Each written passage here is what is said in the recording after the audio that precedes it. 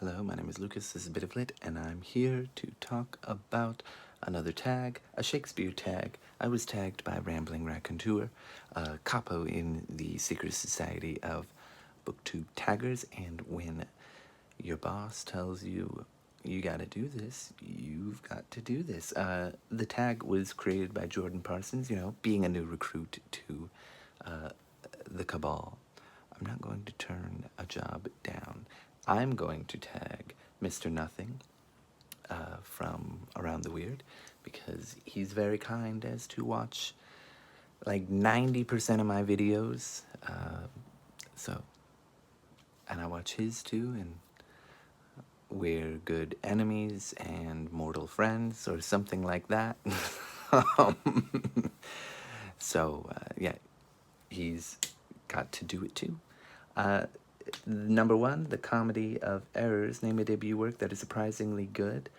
I have a complicated history, not very complicated, with the Bible, but I'm going to cheat a little bit and say that Genesis in the Bible, in the Old Testament, is my favorite debut work that is surprisingly good. I say surprisingly good, I mean it's amazingly influential, but I used to go to church when I was younger, and Sunday school and confirmation, and I didn't really like it. I didn't like having to go and being forced to go, and I didn't understand it. I didn't really care for like all the stuff in the Bible either. Some people I went to Sunday school and confirmation with and church that were my age, they really were into it. I've never been able to get into it. However, a couple of years ago, tried to reread it, and I got all the way through Kings, I think, and Kings 1 or 2, I can't remember if there's 2 or not, but I was really enjoying it. I appreciate it in a totally different way. Not very religious myself, but I find it fascinating. Kings, by the way, is, I think that's what it's called, hardcore, and it's like biblical Game of Thrones, so it's amazing in its own way, but Genesis is incredible.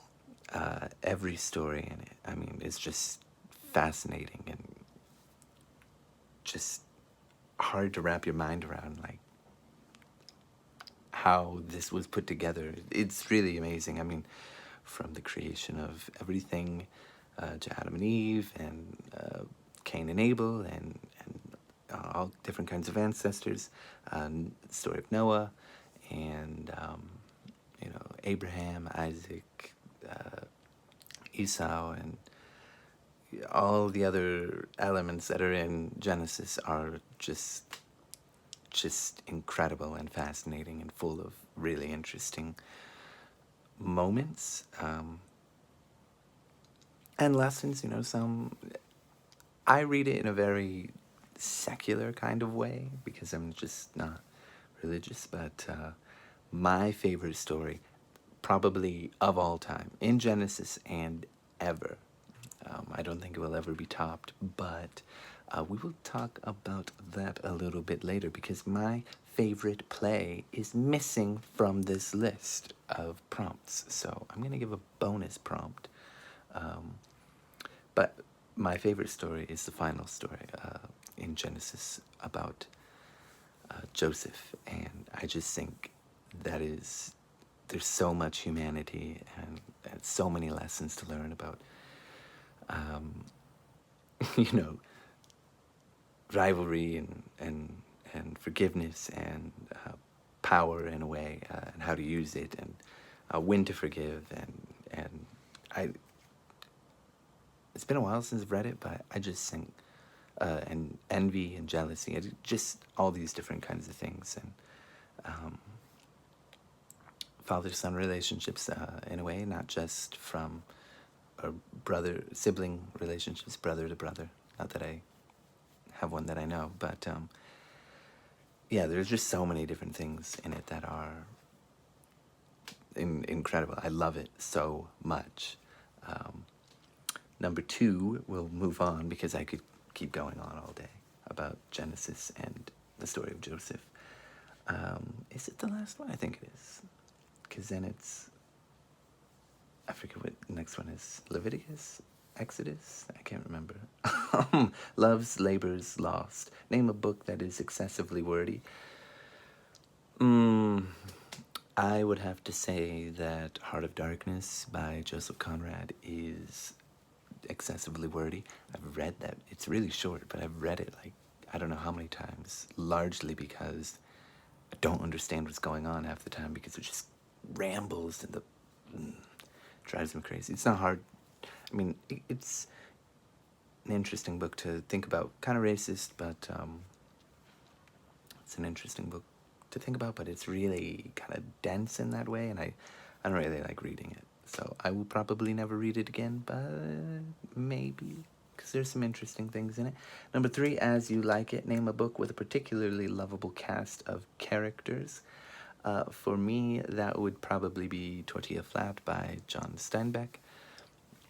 It's just these people in California who are struggling with life, but there's this weird dynamic that they have in this friendship, and it's kind of like, I think it's even mentioned they're like the knights of the round table, like in Arthur, and the story of Arthur, Legend of Arthur, and they're just really charming in their own way, flaws and all.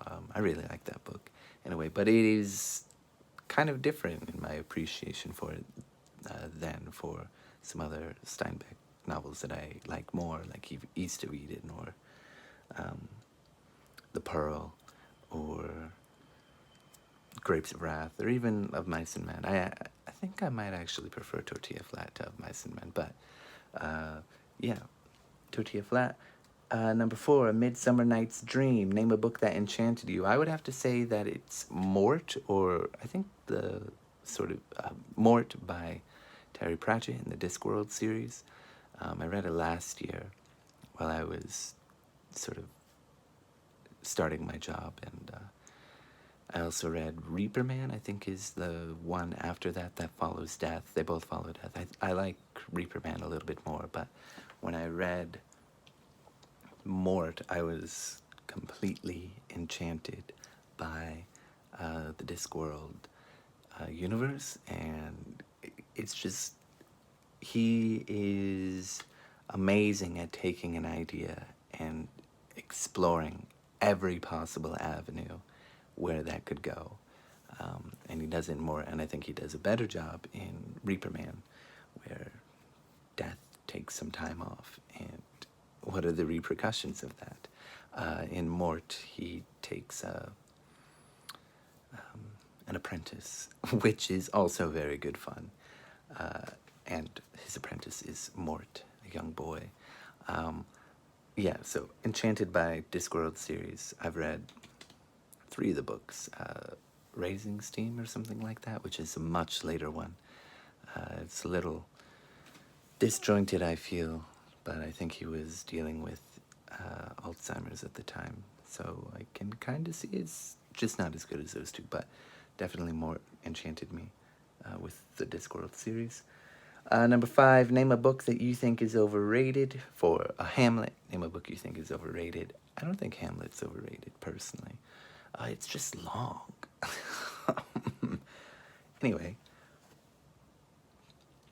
for me, it is Slaughterhouse 5 by Kurt Vonnegut. I cannot stand this author. He's so far up his own bum that he's peeking out of his own nose. I don't know what else to say. I can't stand this guy. I think he does touch on some interesting subjects, and I feel like he has some cool ideas.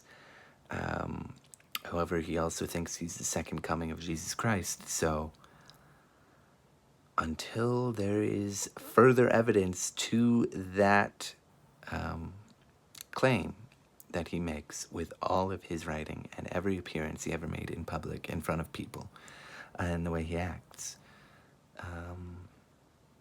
I can't stand him, and I can't stand Slaughterhouse 5.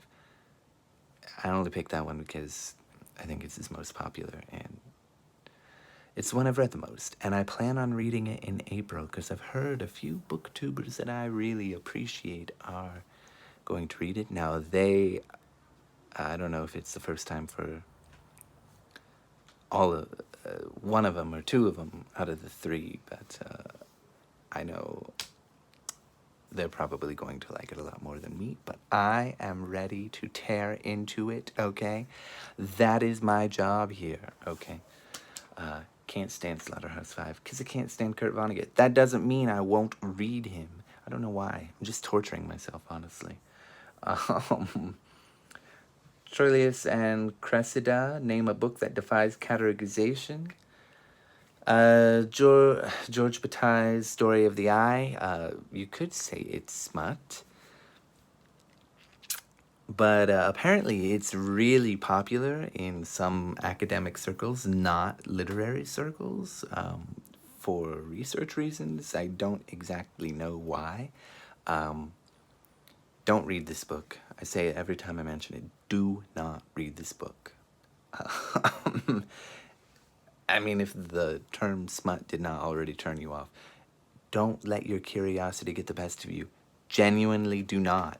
I've read this book I don't know how many times because it's only 100 pages, and I made Mr. Nothing read it one time as payment for me to help him.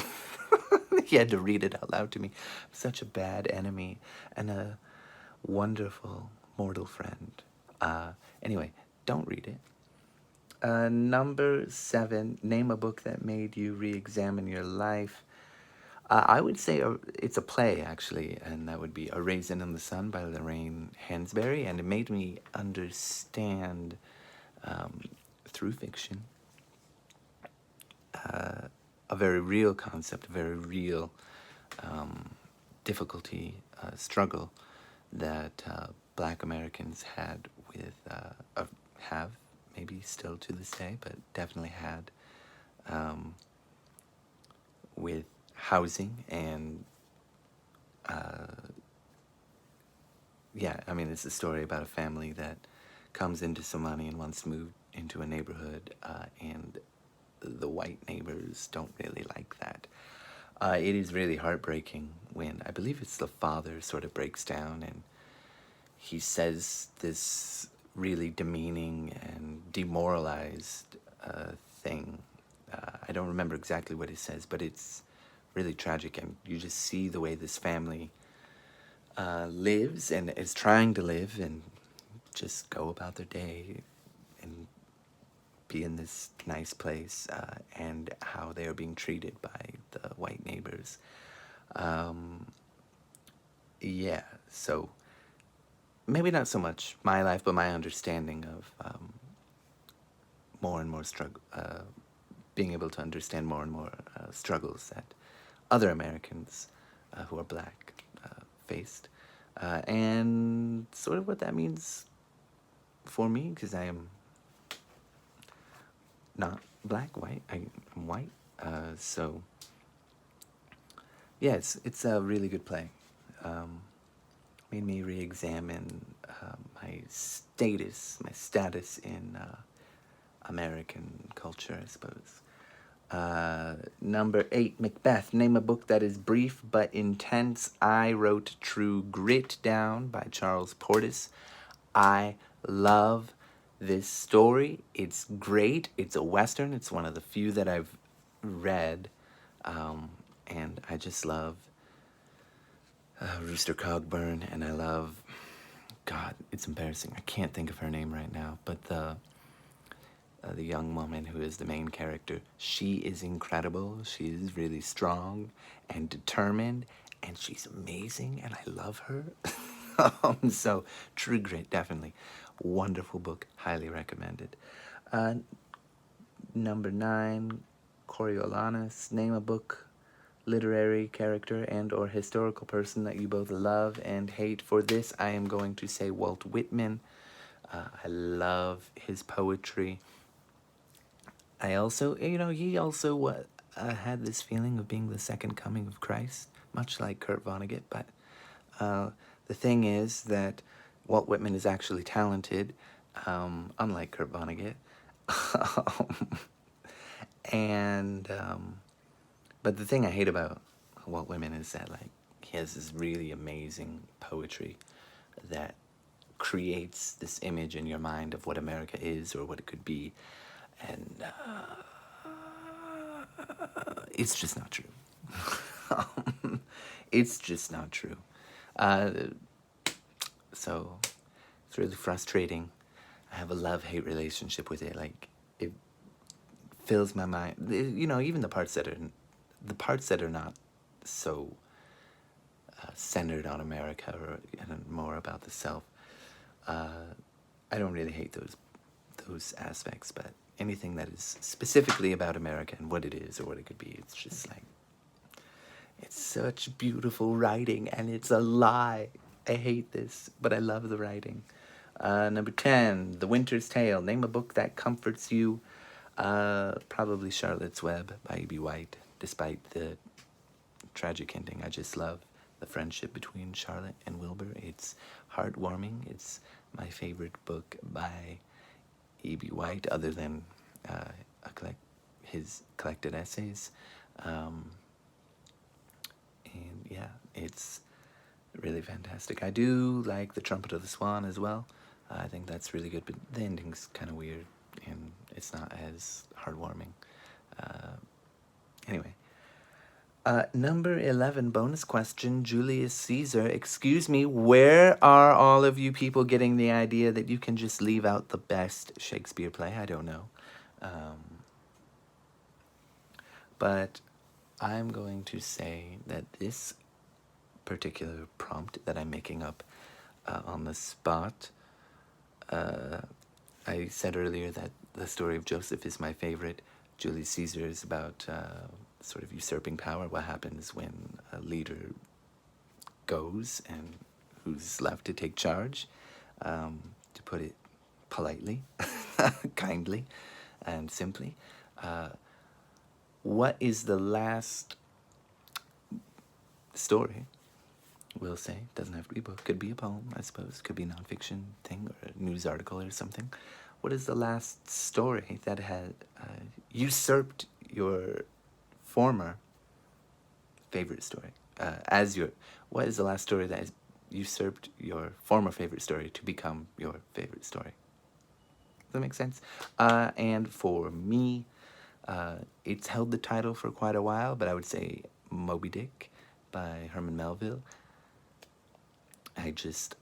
The relationship between Queequeg and Ishmael is really wonderful and just fascinating. There's a moment in some early chapter where a guy is giving a sermon about whales, a biblical sermon about whales. Amazing chapter, totally a different tenor. Captain Ahab, of course, is just like my... I was going to say savior, but maybe that's a bit extreme. One of my favorite characters all time. I just love how angry and determined he is, even though he's completely out of his mind. So there's that. I'm going to have to forgive Jordan Parsons for leaving out Julius Caesar, because sometimes we forget the best things in life, you know. It's okay. I forgive you. Anyway, that's that. I will see you all next time with another very long